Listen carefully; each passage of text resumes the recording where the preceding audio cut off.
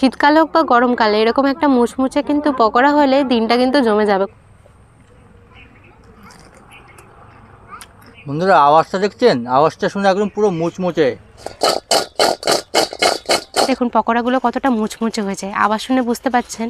বন্ধুরা আমাদের পালং শাকের পকোড়াটা তৈরি করবার জন্য পালং শাক লাগবে, সেটাকে তুলে নেব। তুমি লাঠি নিয়ে রয়েছো?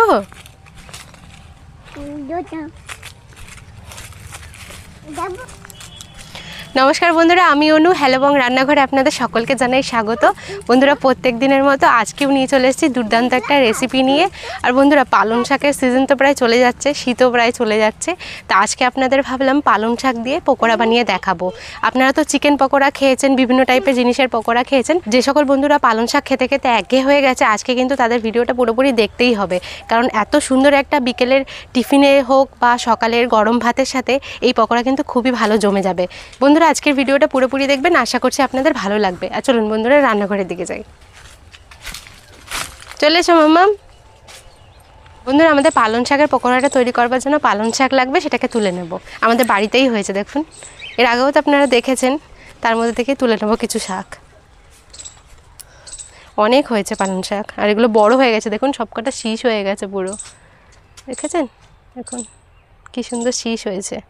আপনারা যখন দেখেছিলেন তখন অনেক ছোট ছিল গাছগুলো, এখন অনেকটা বড় হয়ে গেছে। এর মধ্যে থেকে কটা পাতা আমি তুলে নেব।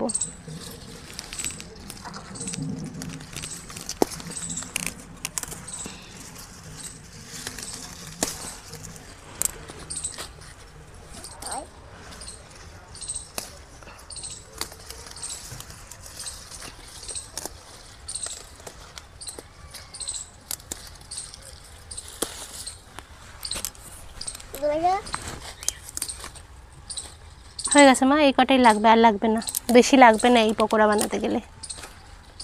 চলো পালং শাকের পকোড়া তৈরি করবার জন্য দেখুন পালং শাক এই কটা নিয়ে নিয়েছি। এবার এটাকে ভালো করে ধুয়ে নেব। চলো মাম্মাম, চলো এবার।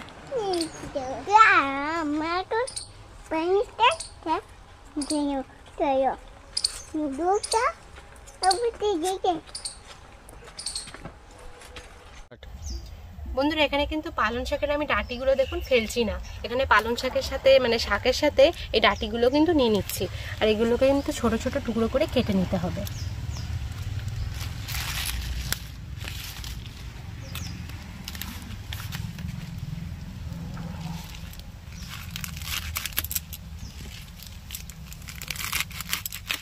এই দেখুন এরকম ভাবে আমি কুচিয়ে নেব।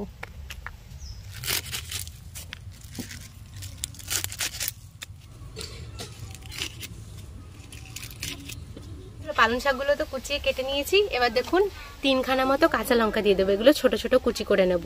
আর একটা পেঁয়াজ দিয়েছি, আর দেখুন একটুখানি আদা দিয়েছি। এবার আদাটাকে কুচিয়ে নেব, লঙ্কাটা কুচিয়ে নেব, আর পেঁয়াজটাকেও কুচিয়ে নেব।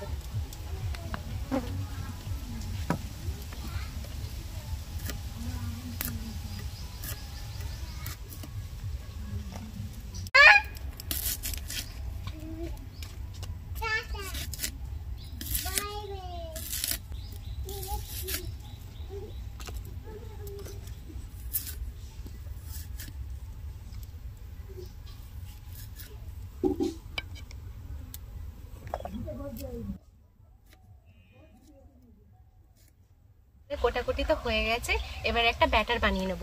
দেখুন আমি আগের থেকে এখানে গোবিন্দভোগ চাল একটু ভিজিয়ে নিয়েছি, প্রায় মানে রান্নাটা করবার 2-3 ঘন্টা আগে আর কি ভিজিয়ে নিয়েছি। দেখুন কতটা ফুলে গেছে। এবার এই চালটা আমি মিক্সারে নিয়ে নেব।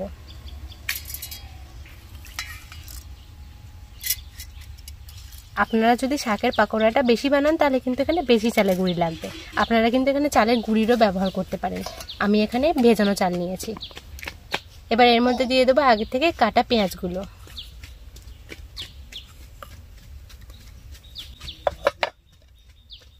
আদা কুচি, চাল ধোয়ার জলটা একটুখানি দিয়ে দেবো, আর একটা ফাইন পেস্ট বানিয়ে নেব। বন্ধুরা দেখুন আমি চালের গুঁড়িটা করে নিয়েছি। আর দেখুন ঠিক এরকম টাইপের, দেখুন এতটা কিন্তু মিহি করতে হবে, এটা কিন্তু একদম মিহিভাবে পেস্ট করতে হবে। এবার এর মধ্যে কিছু মশলা দিয়ে দেবো। স্বাদ মতো দিয়ে দেবো নুন, সামান্য পরিমাণ হলুদ গুঁড়ো, সামান্য পরিমাণ জিরে গুঁড়ো। বন্ধুরা আর দিয়ে দেবো সামান্য একটুখানি বেসন। আর হাত দিয়ে ভালো করে ফাটিয়ে নেব।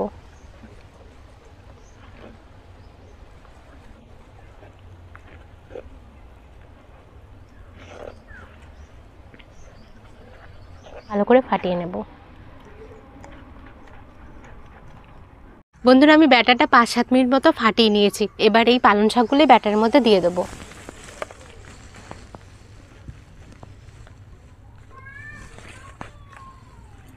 একটু চটকে চটকে মেখে নেব।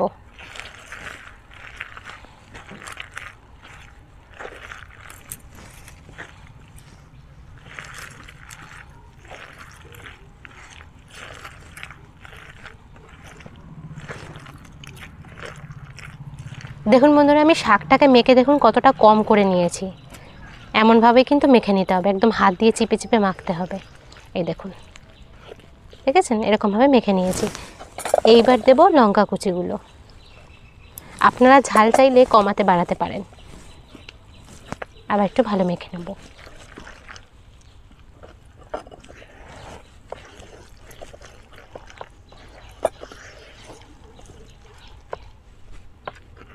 বন্ধুরা উনুন জ্বালিয়ে নিয়েছি, এবার একটা ননস্টিক ফ্রাই প্যান বসিয়ে দেবো। এই ননস্টিক ফ্রাই প্যান কেন বসাচ্ছি বলুন তো? তাহলে করে না এই যে পকোড়াটা বানাবো এটার মধ্যে একটুখানি কম তেল লাগবে।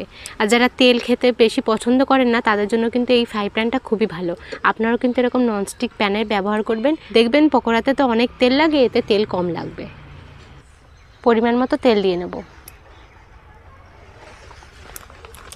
বন্ধুরা তেলটা আমাদের গরম হয়ে গেছে, এবার পকোড়াটা ভেজে নেব। অল্প অল্প করে দেখুন বন্ধুরা পকোড়াটা নিয়ে নিতে হবে, ঠিক এরকমভাবে।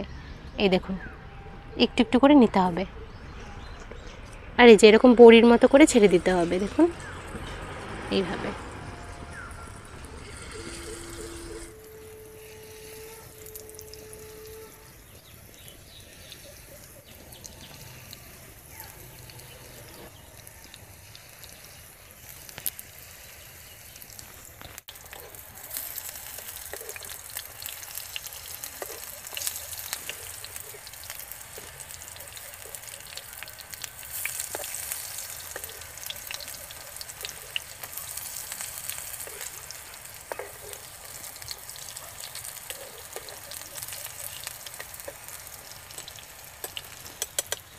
বন্ধুরা দেখুন পকোড়ার দুই পিঠগুলো খুব সুন্দর করে ভাজা হয়ে গেছে, এবার তুলে নেব।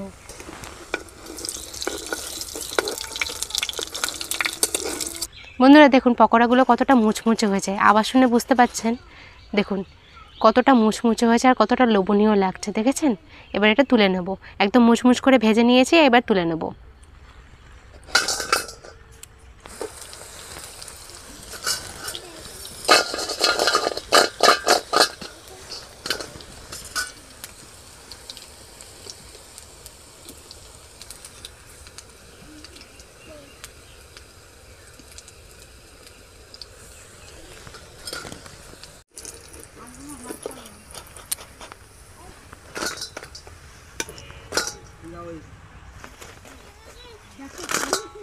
বন্ধুরা খুবই অল্প তেলে কিন্তু আর অল্প সময়ের মধ্যে আমাদের পালং শাকের দেখুন পকোড়াটা তৈরি হয়ে গেছে। আর দেখুন আওয়াজ শোনাচ্ছে আপনাদের, আপনারা আওয়াজ শুনেই আশা করি বুঝতে পারছেন যে এটা কতটা ক্রিস্পি হয়েছে। বন্ধুরা দেখুন আমি ব্যাটারটা খুব ভালো করে ফাটিয়েছিলাম বলে দেখুন কতটা উপর থেকে জালি হয়েছে। এবার আপনাদের ভেঙে দেখাই, দেখুন আওয়াজটা শুনতে পারলেন? আর ভেতরটা দেখুন, দেখুন কত সুন্দর আওয়াজ হচ্ছে, একদম মুচমুচে। আজকে এই পকোড়াটা রিভিউ দেওয়ার জন্য আমার মেয়ে চলে এসছে। নাও নাও একটা নাও, খাও, খেয়ে বলো কেমন হয়েছে বন্ধুদের। দুধ দুধ দুধ নাও, খেয়ে বলো বন্ধুদের কেমন হয়েছে।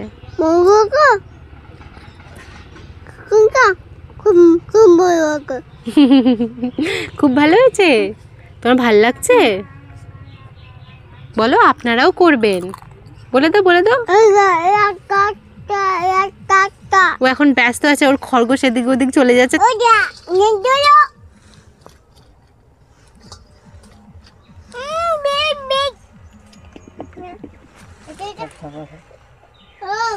এই পকোড়ার বিশেষত হচ্ছে এটা কিন্তু আপনারা কোনো দোকানে কিন্তু একদমই পাবেন না।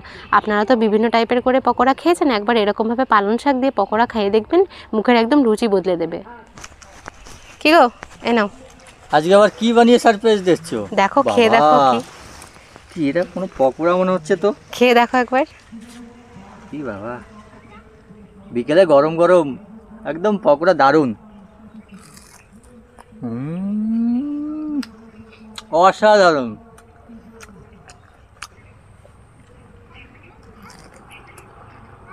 বন্ধুরা আওয়াজটা দেখছেন? আওয়াজটা শুনে একদম পুরো মুচমুচে কুড়মুড়ে ভাব পুরো।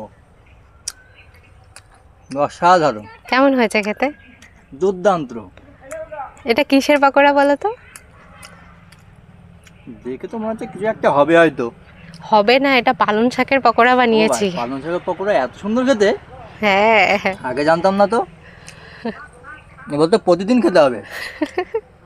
বন্ধুরা বিকেলের স্ন্যাক্স হোক বা সকালের ভাতের সাথে এরকমভাবে একবার কিন্তু পকোড়া বানিয়ে আপনারা খেয়ে একবার দেখতে পারেন, দেখবেন খুবই ভালো লাগবে। বন্ধুরা আমার চ্যানেলটা অবশ্যই সাবস্ক্রাইব করে নেবেন, আর পারলে আপনাদের বন্ধু বান্ধবদের সাথে সবার সাথে শেয়ার করে দেবেন এরকম নিত্য নতুন রেসিপি দেখতে হলে। বন্ধুরা আজকের ভিডিওটা এই অবধি, দেখা হচ্ছে পরের ভিডিওতে। ততদিন সবাই খুব ভালো থাকবেন, টাটা।